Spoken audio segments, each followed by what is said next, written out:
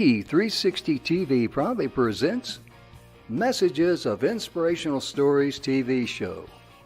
Live streaming now to millions of devices around the world on Roku, Apple TV, Amazon Fire TV, Android TV, YouTube Live, Facebook live streaming. Our shows are available video on demand on these channels. And we broadcast daily, Monday through Friday at 4 p.m. Eastern Time on these channels. On Mondays, Expanding Your Business. Tuesdays, Natural Health and Wellness. On Wednesdays, we cover mentoring our youth. And on Thursdays, our new show, Ideas Worth Knowing. And on Fridays, Women in Leadership. To be able to watch our television show on your favorite device, please go to e360tv.com and download the app for your favorite device. Brought to you by our producers and hosts, Jim Grant and Donna Guinois. Along with our hosts, Beata Severin Reed and Emerson Brantley.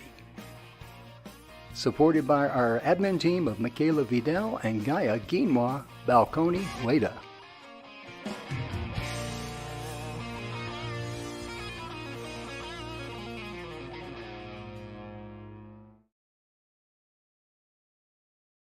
Hello, everybody. I'm Emerson Brantley, and I'm hosting the show today. We are going to have a very special guest.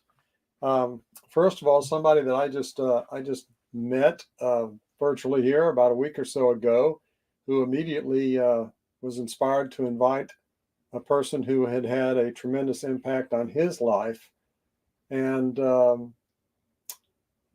has impacted a lot of other lives of young people over the years.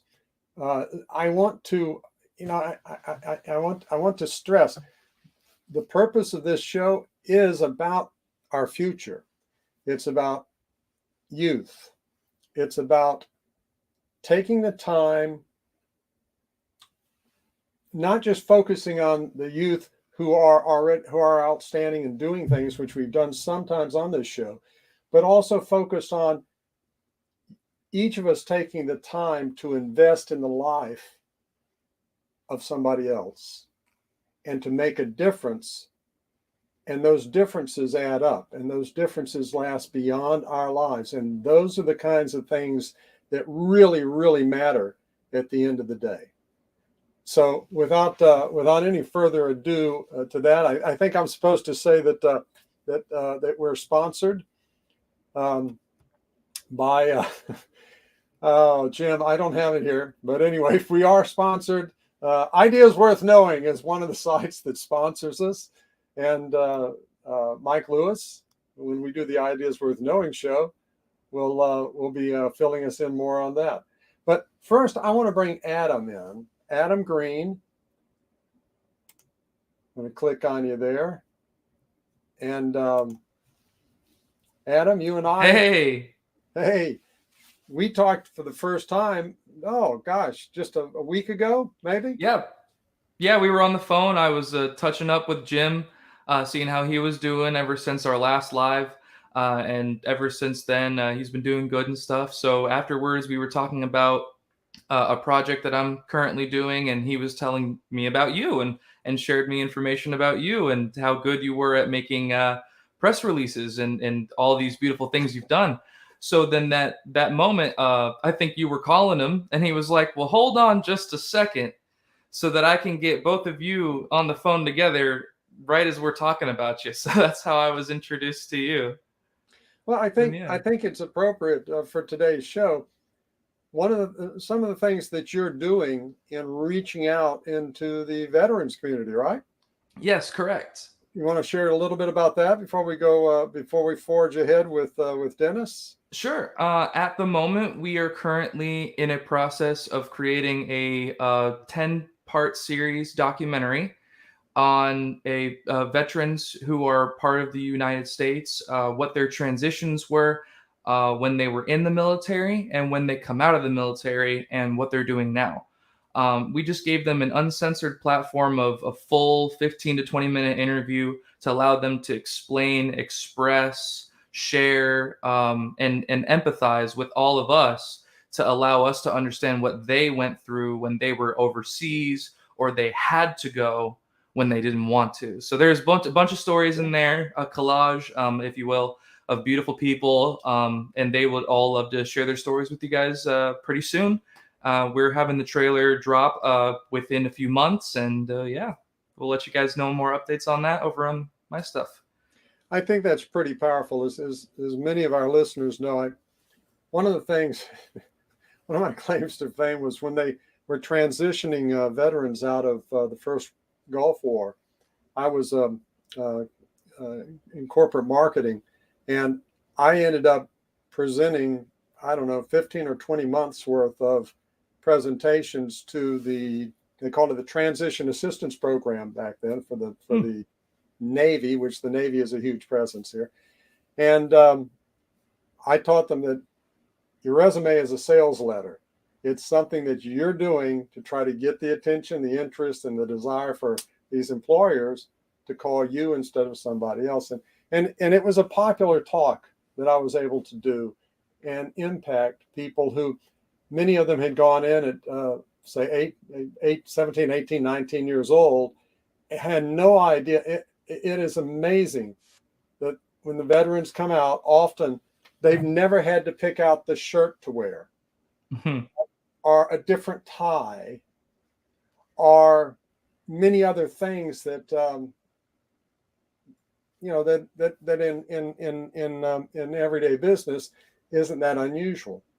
Yeah, I mean, veterans are allowed in their civilian life to wear whatever they want. They're done, as so to speak, the retirement, making it that final moment for them to stop the orders coming in. I mean, from the enlisted side to the officer side, you're either giving orders or taking orders. So, I mean, it's good to have the civilians around you that support you and care about you, cherish you.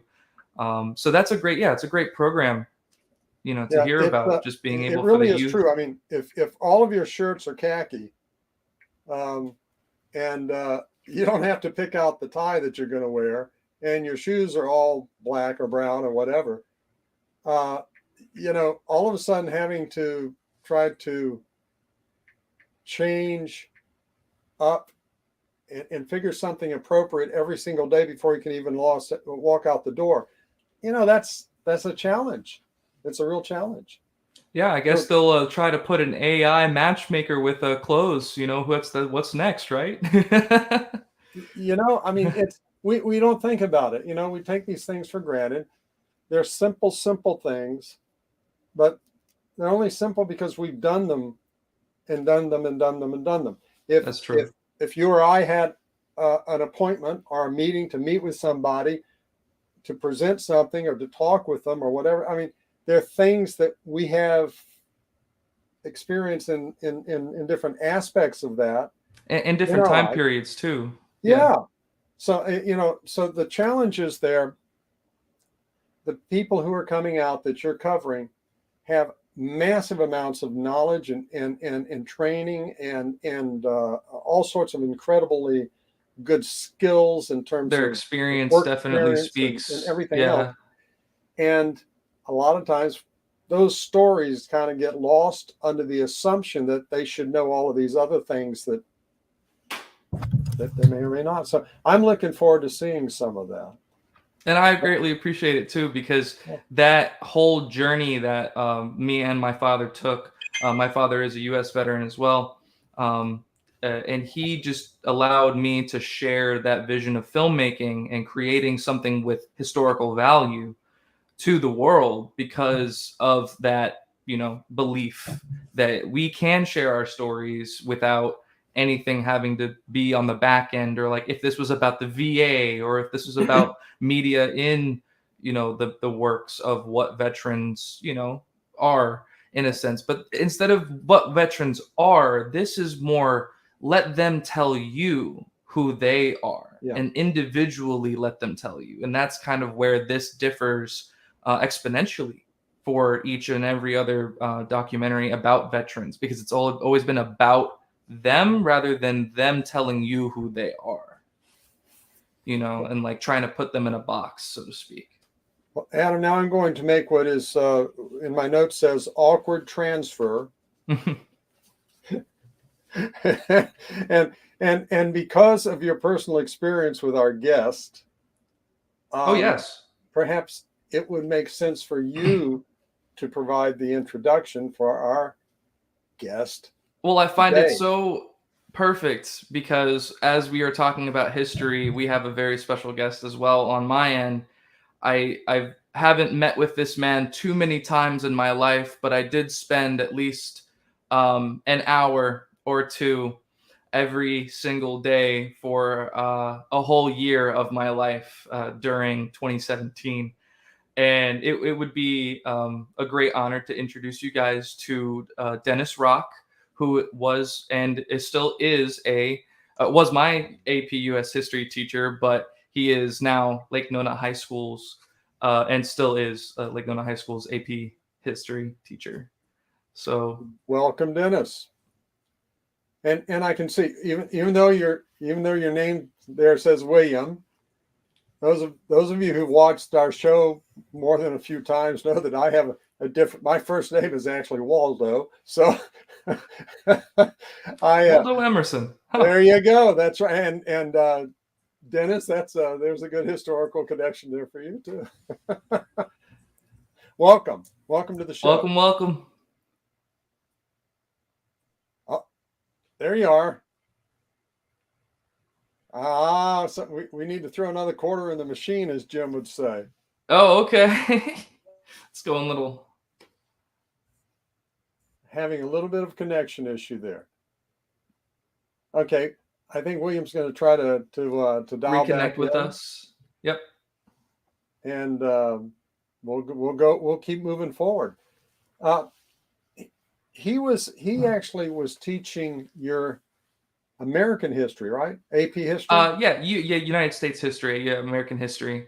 Okay. Mm-hmm. And it was for advanced placement.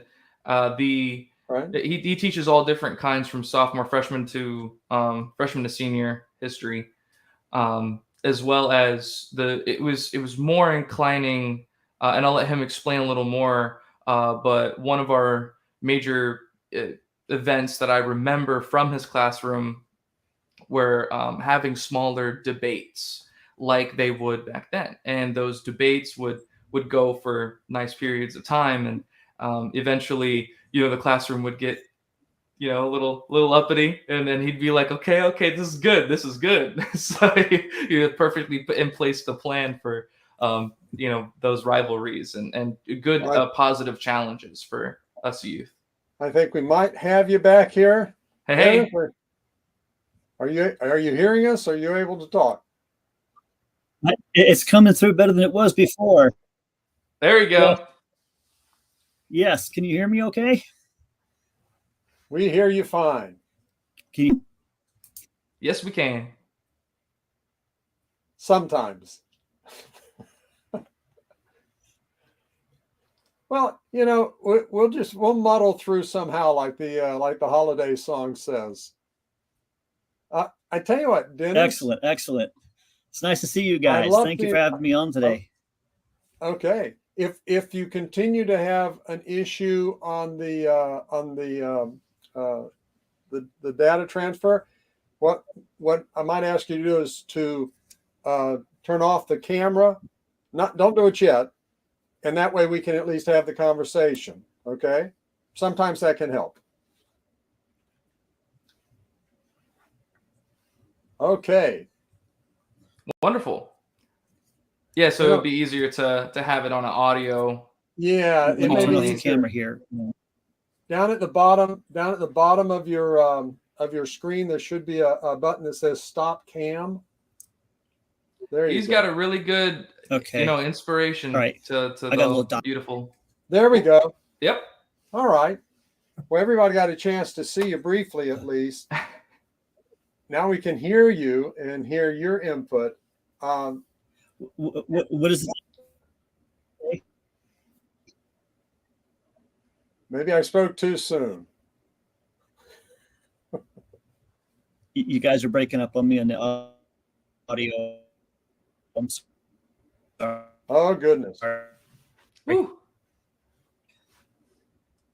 Well, one of the things that I really appreciated in what was sent over to us about you, Dennis, is there were three things that you said that you really wanted your students to walk away with, and one was that they were valuable and cared for, they were loved, and to develop an appreciation for U.S. history and our country's heritage. And you said, hopefully, a passion. And finally, that some would fall so deeply in love with our history that they would want to become teachers of the subject. That really resonated with me. The heart of a teacher wanting to impact that passion.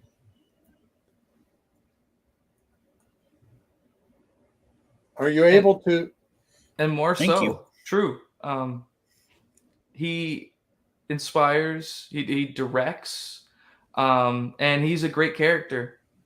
I mean, Dennis, he's taught me a lot, and he has this way with words that are very, very impeccable to our generation, as well as the future, because it's, you know, there's parts of it that I can only explain, but more so there are things that he did for us that was fun in the classroom, which is mainly what I look at whenever I learn specifically, is to have fun with it. I'd love it if you share a few of those. And Dennis, I don't know if you were able to. We're going to have to do another show with him. I can see that. Maybe you can share a couple of the examples, though, of how he made it fun. One of the things that Yes. that he said in the information that he sent over was that he's a storyteller. Maybe there's a couple of examples that you might remember. The stories I do remember were quite remarkable. There was a time I went into the classroom one day. I'm so sorry about that. And it was about like What? Gentlemen. There's like two instances that I can remember specifically. Sorry. But it was really interesting how he dressed up for a day or two as a certain character from history. One of them being one of the Bluecoats from the British. And it was, or the Revolutionary, fighting the Revolutionary War. So there were times he would dress up as these beautiful characters and introduce himself as said character. But he would act it out. So he would be Dennis, and then he would go and say, "Okay, class, I'll be right back. I have to go and get one of my friends or talk to a teacher," or he would make some excuse to leave the classroom. After he left the classroom for a few moments, he would come right back dressed as the character to teach us history about that said time period. Well, I think one of the ones that he mentioned was Jean Lafitte. Yes. And I had to get my pirate hat out. Yes. We would have fun. It would be fun to be in the class together and just do some things that would just rock the world. If you can hear me, Jean Lafitte was the... Go ahead. Yep. Oh, there you go. Woohoo! Yes. I keep losing you guys. I'm sorry. But Jean, if you can hear me, Jean Lafitte was the pirate who helped Andrew Jackson defeat the British down at New Orleans. Yes. And there's an interesting connection there, Dennis. Yeah, he had an offer from Jackson originally, and he rejected it.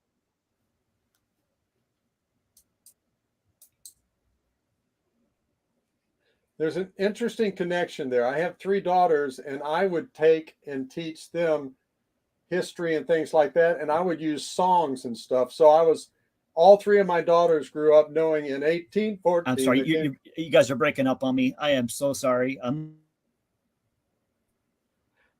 think it's all right. 1814? Well, yeah, there was a song there was a song in 1814. We took a little trip along with Colonel Jackson down the mighty Mississippi, and I used that to teach them about that particular time in history, which was part of the War of 1812. So it was and Jean Lafitte was the pirate down in the Badlands near New Orleans that helped Andrew Jackson. Yeah. That was amazing little connection there that I saw when I was reading through that the information that you sent. Mm-hmm. Well, I think it's an amazing thing, and we definitely will have to do another show, because I love to highlight people who teach from the standpoint of enlightening, of really bringing to life the subjects that they're teaching, so that the students don't just learn it as rote information, but actually learn it and have an emotional connection to it. Mm-hmm. As you obviously do, Adam. Yeah. As an individual that likes the arts very much, and had all three curriculum, singing, theater, and band. Those three curriculums were really important to my development and growth, because it taught me about camaraderie and teamwork as much as it did also believing and practicing on what you believe in. So more so, it was the teachers along the way. All of them definitely inspired. This is a shout out to like Nona, but they have definitely helped us out and all through tough times. A lot of teachers were very understanding of certain moments in time. I know at one point it was very supportive from some of the ASL teachers, that we would all just have a moment of silence for certain things, or if someone was having a bad day, we'd all cheer them up, make sure that they had a good day. So yeah, very thoughtful. Well, you obviously carried through some of this in your interest in interviewing and talking with veterans, and it might be interesting to explore how some of that. One of the things, and Dennis, if you're able to jump in at any point, do it. I can shut up really good and really fast. But one of the things that you mentioned was, how do you measure your success? And I think good one. Yeah, and as an instructor, and my wife was a professor of art, so there are a lot of different metrics, and there's variables of many kinds that we can measure. Use. But I think, Adam, it might.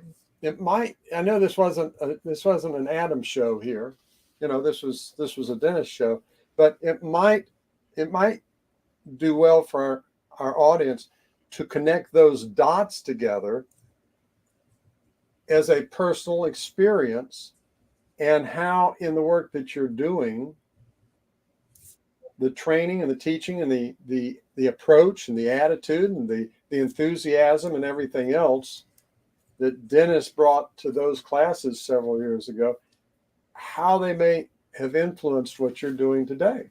Yeah, I mean, you definitely put me on the spot sometimes, Dennis. It was really interesting. Oh, I thought you meant I did. No, I mean, I just said you're good. Dennis definitely put me on the spot times when I didn't think I could be, and it was important for me to answer questions that to gain the knowledge, to retain it, and more so, there are very few instances where teachers, I feel, will engage with their students on an emotional level due to the fact that they may feel it's not right, or they're too they won't have the right answer, or they're afraid, essentially, to get to that emotional stage with the children and the people that are within your classroom. Well, the space that you create and the space that Dennis created for me particularly and my classmates around me was so positive, and the way he did so was by creating something unique, finding what worked for him, and doing it without falter. And when falter, may come around that something might have been too funny and we needed to route down or whatever it may be, he reeled it back in with more love and appreciation and showmanship. And when he needed to get serious, he got serious too. And it was so important that we as the students understood the serious, like we actually need to know this, or if it's something that we can learn and it's not going to be on the test, but you should, still pay attention. So there are those times where I got the camaraderie from the groups that he put us in, and particularly when we did debates, how he created the desk environments, physically moving the desks so that each and every class would have a different experience. I mean, putting serious effort into what he loves, and we saw that because of the effort. One of my all-time favorite things that he did for us was every single day he would have a today in history, and the way that we all did it was today in history, and it would be fun because he'd turn off the lights, people would be able to sleep if they needed to or whatever, and catch a couple extra Z's or actually learn about some new history for that day. So it's kind of like if I wouldn't be able to give a good example, but sure you can. Yeah, it's today in history. Let's see. On July 5th.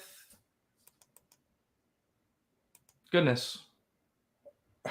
I ain't a history buff. Let's make it easy. On July 4th. Then that last Independence Day, I had burgers and fries with my wonderful family. But yeah, I definitely learned more about showmanship and acting, right, and being personal with people. People skills is really what I picked up more. I wasn't really good at paying attention too much in history class. Well, there was some other things that he said that, of course, our viewers don't have this in front of them. I do, the notes, but he said, hopefully our efforts will produce adults who become investors in others and desire to use their gifts and talents for good to help make the world a better place. I had a real solid sense with my daughters that I was not raising my children. I was raising adults. And I wanted to create independent thinking adults. And that it didn't always that approach didn't always line up at that point. Okay, I should say, but with my wife at the time, but my daughters remind me of things that we did, that I would ask them questions, or I would invite them to help me when we were doing things, or the little examples that I gave of finding songs or finding little things that I could connect dots for them. So attaching creativity to learning. Yeah. And taking it out of that rote memory, memorization kind of a thing that so much of education can default to. Hey, we have you back, I think, Dennis. Can you hear us? We hear nothing. But you look good. You do look good. He can hear us. There we go. Can you hear me now? Yeah. I don't know what happened. All of a sudden it went poof, and I can hear you guys clearly. And hi, We were bragging on you. Oh, now it's frozen up again. Yeah, we're just making sure you know you're great. Well, okay. But my focus was, as I was saying, was Can on you guys hear me okay? Adult. We see you great. We're done. Yeah, don't go away. Keep trying.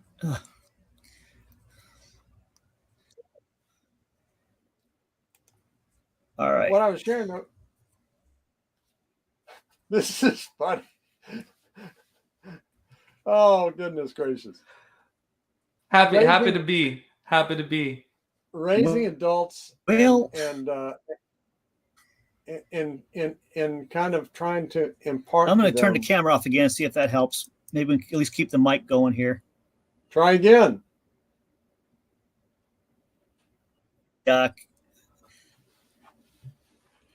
Adam, yes. This is the difference between it went back to what I was doing before. It's kind of the inner sentence, and all of a sudden you guys freeze up on the screen. Your mug shots look great, though. Oh, ours are moving. See, we're both AI. That's the thing. That's what was told earlier, I believe.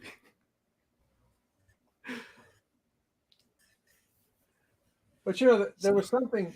There was Adam, something you've got a else great that laughing you said face on the about screen. the people caring, the students caring for you, and that really registered with me. I was a children's pastor for almost 5 years, and I know that you've done youth pastoring as well, Dennis. But there was something that came out. You said they won't remember everything that you teach, but they will remember how much you care for them. And that's a real valuable lesson for everybody. I tell people all the time, nobody cares how much you know until they know how much you care. And when we incorporate that with the people that we, not just the people that we love and care for, but the people that we work with and are around, are for people in sales, when you incorporate that when you're working in sales or owning a business or whatever. But whatever it is that you're doing, nobody cares how much we know until they know how much you care. And I just really resonated with that you stated that in the little write-up. We ask all of our guests to send us a bit of a write-up so that we can kind of know the direction for the show to go. It's especially important when we have technical issues, if we kind of know where the show is going to go. I think everyone's around and they're doing all right, you know. Yes. That's that. At least my colleagues, I'm still in contact with them, and I do have asked around, and they remember Dennis a lot, actually. And I shared on social media recently about one of his Todays in history about the Boston Marina back in I think 1898 on February 15th. That's a Today in history we do remember. Boom. Well, what happened? Tell our audience. Well, I believe it's one of my favorites. Oh, yeah. Dennis, you tell it, please.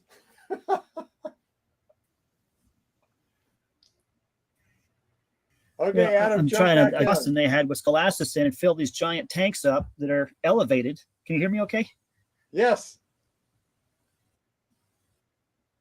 No.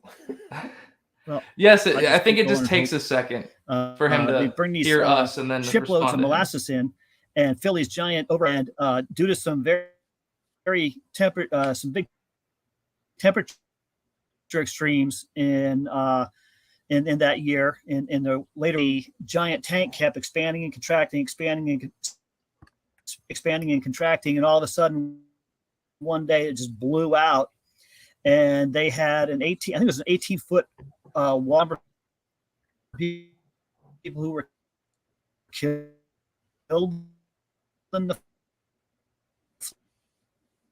flood. I don't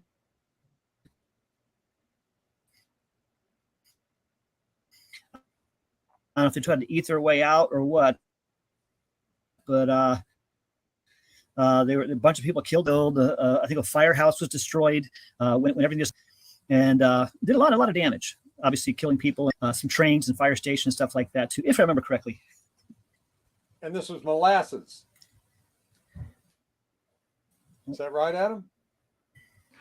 This was a in the marina. I think there was a battleship in the marina that had all these oil cans on them. Mm-mm-mm. Well, there's so many moments in history. There's so many moments in history where part of it you can look back on and find humor in it. Other parts of it. I only caught the last word there, Adam. Battleship.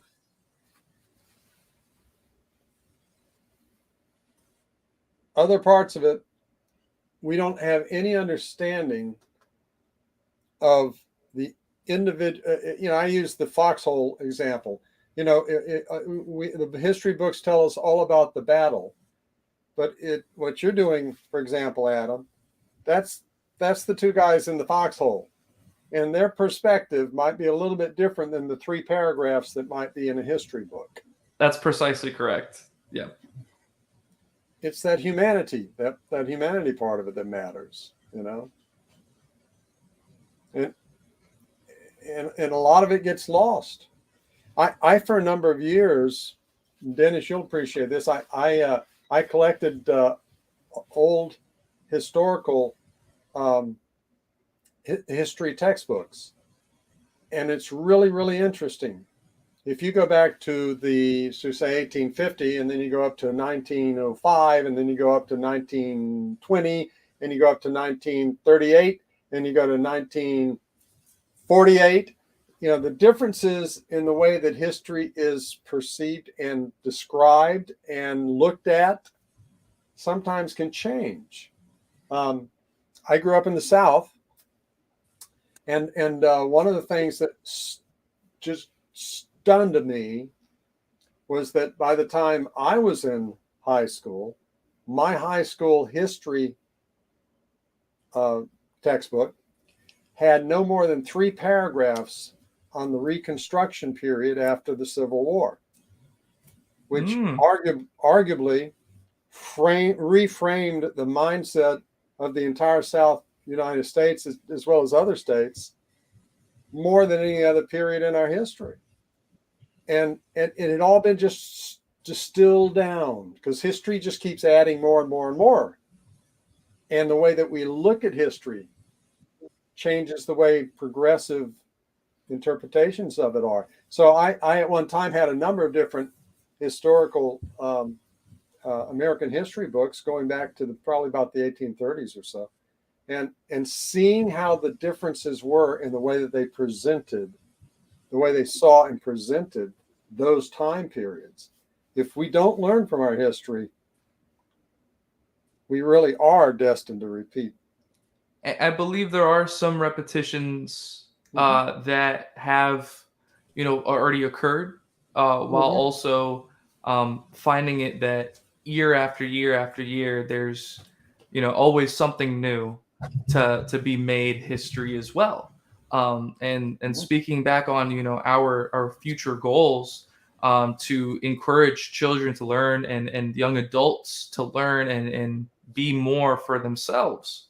Yes. That's the bigger side of it that education can do, because of that environment, because of that camaraderie of classmates, because of the repetition that you're able to do every single day with those people, those adults, those to be adults. And life lessons come and go from certain time to time. And it is, some people may not be able to have those because of certain situations and stuff. But that's why education, again, is so important in multiple aspects. where we share all of our hopes, our dreams, our aspirations, our passions, our loves, our hates, our dedications, our studies. It's an environmental ecosystem that we drive very heavily in the younger years of our lives. So why I wouldn't we think, make it fun? Why wouldn't it be, something unique and an experience, not non-experimental, physically, emotionally there and being, well, as a teacher. as I learned, and as I've taught my daughters, there are no dress rehearsals. And having been in acting as well, there are no dress rehearsals in this part of it. It just is what it is. But yeah, it's, and one of the challenges today is taking the time to question and to research and to look at alternate and opposing points of view, and to be willing to do the due diligence, the researching due diligence, to get out of that echo chamber. And in marketing, we talk about echo chambers a lot as well. But to get out of an echo chamber and be willing to do actual research. And no, there he is again, the ever-present professor.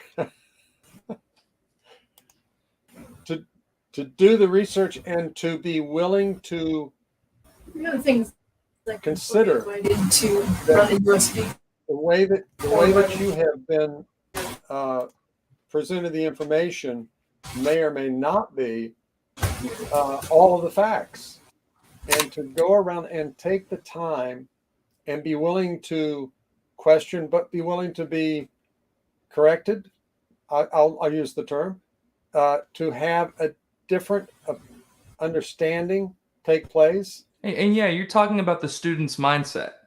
Yeah, that should as well. be. Definitely. Yeah, because it's not just all on the teachers. It's us. No, it's not. It's definitely I'm really the will more about to learn. And I'm talking about all of us as students, not just the young people who may be watching, but for all of us to be willing to be that's an open-minded academic position, but it's a position that makes sense because we're able to see and understand things from different perspectives, and that's so important, Yeah, and I mean, there's 4 different types of learning, that scientists or psychologists have studied, which are physical, audio, the reading or research on their own, and then just being told to do walked through it or something like that. Right. So there's multiple aspects to us as students. Making sure our teachers are good is not really a thing that's our responsibility. It's we need to be good, and what we learn, or what for example, as a student, what I learn, and how I can prosper from this information. Worrying about people only causes more worry and worry. Yeah, so I find a lot of people are, and I'm just going to say it this way, are intellectually lazy. We get into our little silo, right? Our echo chamber. Are we like watching this show for our news information, but not that show, and we get into this it's a very rigid mindset. It feels like we're very open and seeing things, and our perspective is growing, but in reality we're getting the same kind of information. Going outside of that and looking at it from different perspectives and listening to it and hearing it and weighing them and doing so with honesty. That's the word I have to use there. It's just being honest and just saying, well, wait a minute, I may not like this, but they haven't established that in a way that makes any real sense. And until that happens, I may have to accept that my perspective is different. Our perspective, my wife hates it when I say this. Our perspective is our reality. Ah, It is always how we perceive things is always what becomes our reality. So I believe and what there I is mean some by that, truth folks, to I mean, that. yeah, While also yeah. it is what we believe. Well, but Right. that's it. That's the reality part. So if I wake up this morning and I feel like, golly, I can't. This is going to be a horrible day. I'm just not looking forward to this day. What I have in this meeting, I got to be. It's going to be terrible and horrible and all of these different things that frames. And this isn't philosophically. This is really how our brains are wired. Mm-hmm. We can look at it and make it into just it's going to be bad. Nothing that happens good is going to change that Mm-hmm. because our perception of the day is that. Mm-hmm. And it's recognizing that the way that we're wired can skew the way that we're seeing things and understanding things. Being willing to get those other perspectives on the story or on what's going on is critical. As an instructor, I'd love to, maybe on the next show we'll be able to have this discussion with Dennis, but we were talking about Jean Lafitte. Well, Jean Lafitte was a notorious pirate.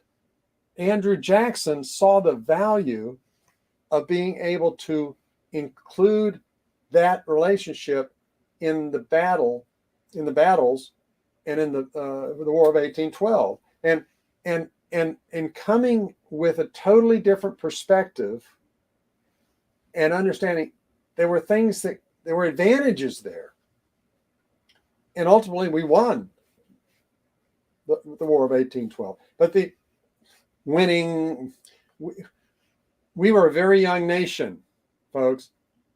We were a very, very young nation. And it was probably the biggest challenge in our history, at least up until that point. You know, Washington is burned. The battles that were taking place, they were dragooning people out on the high seas.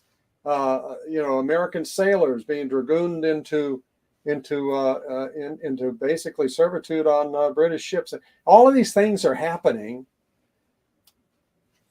and looking at a little different perspective and coming with a different place and finding somebody who may be able to bring a different approach to it, rather than just, damn the torpedoes, full speed ahead, to be able to come at it with a little different perspective, a little different approaches. There's so many cases in our history where that is really the story. And so I'm really looking forward to, he's back. I'm going to see if I can add him back in. I don't know if I can add you in or not. Oh, we have Uncle Sam showing up here. Dennis, can you hear us and can you speak? Just don't say woof woof. Okay, we're going to have to make arrangements to have Dennis on a different show. For sure. Yeah. And we might have to get you to. It could just be a momentary glitch that you're having with the service that you've got. I had to do a show last week where he actually the guest actually ended up going down to the library and being able to stream from there, so they were able to do it. So, yeah, I hear you. And that actually might be something we could do as well. So we have access to one of the audio studios over there. Oh, do you? Yeah, yes, we do. Yes. And I say we as in, like, I have a friend in mind that we do. Me and him tag team on it. So he does 3 days, I do 3 days, depending on what we do. And we'll have a little more better quality on the next show for sure. No problem on that. I think we laid the groundwork pretty well to be able to have that. Yeah, to show everybody some interest that this is a legit, come on over right. and view it, have fun kind of show. I'm going to try to bring him back in, but I don't think we're going to. Dennis, are you able to hear us and are you able to talk? Now we're gonna have you come back on a different show, and Adam is going to line up a studio hookup for you so that you are able to really share from your background. Hi, everybody. I'm still trying. I've got to laugh because all of us got issues today with computers. Oh, yeah, isn't that the truth, Jim? It's a technical kind of day. It really is. The devil's triangle of electronics. Yeah. Mm-hmm. I mean, but we had a good show. I can check my pulse and I'm alive. So. Hear me now? You're breaking. We're getting about every sixth word. Up.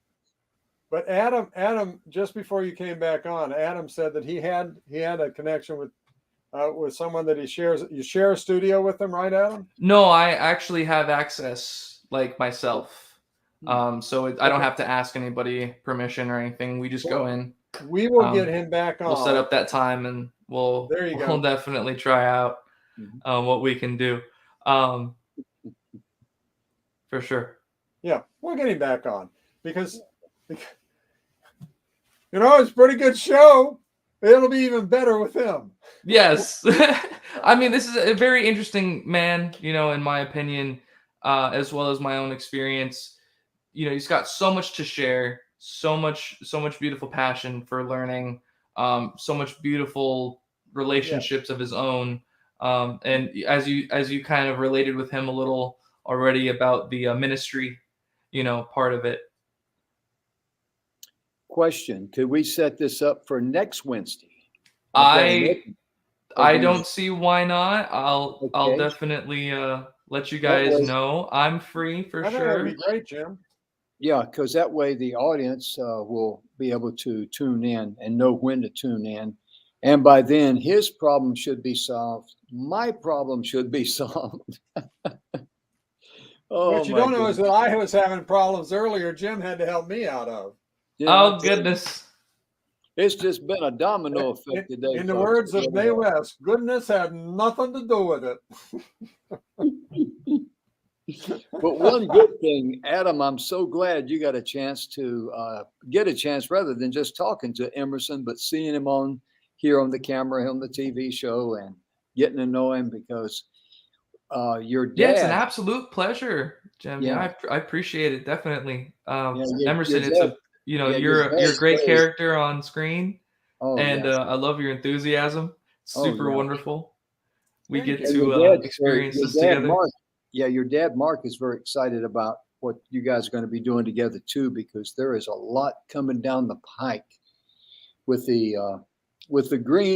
how does I say this? The Brantley Green Express. Absolutely. Yeah.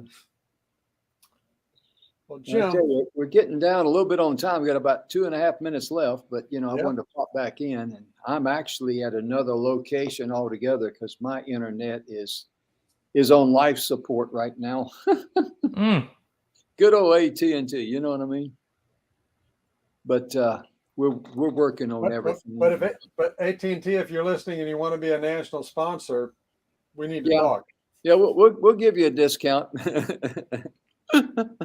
Yeah, I tell you, that's no joke, because what we're bringing to the party with the new TV series that we're working on, oh goodness, it's going to be very. It's going to be a good thing for everybody, especially for the small town of Brenham, Texas, and then we're going to carry that on into other small towns, and we just got a huge project to take on. Sounds exciting.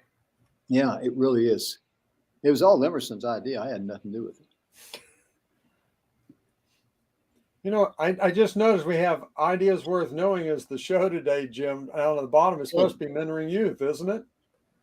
Well, good help's hard to find. What can I say? I mean, if we're having problems, folks, we're having problems on all fronts. And we'll hope that y'all tune in next time, definitely, for a beautiful one. This is the practice show for next week. How about that? Right. Nah, we run. I'll bring my costume next time too. Yeah. What costume you gonna be wearing? I'll be a British soldier. Arr! So the pirates can fight. There you go. And mano. There you go. Well, I guess we better wrap this thing up today, ladies and gentlemen. Yes. Thank you for having me. Hey, thank you for having Dennis. To have you on there. We look forward to having Dennis on again. And ladies and gentlemen, our show is brought to you by the good guys at the 6minutewebinar.com. I don't have my speaker and my microphone and all that, so forgive my audio. But we're brought to you by the 6minutewebinar.com and Ideas Worth Knowing. Go to ideasworthknowing.com. You can download your complimentary library card and get 10 of the books of your choice there from many different authors. Bestsellers, yeah. And it's kind of like a chicken soup series. So you just come there and dine and feed your needs. On behalf of Emerson and Adam and Dennis, who is in and out today, and I was in and out, mainly out, we want to thank you so much for tuning in. We're going to have Dennis back on next Wednesday, and everybody will have their computer things. Hopefully by then we'll have everything squared away. But thank you so much for tuning in. We hope you have a wonderful evening, and we hope that you and your loved ones have a blessed day. We'll see you later. Bye-bye. Last thing, know you're loved, care about you.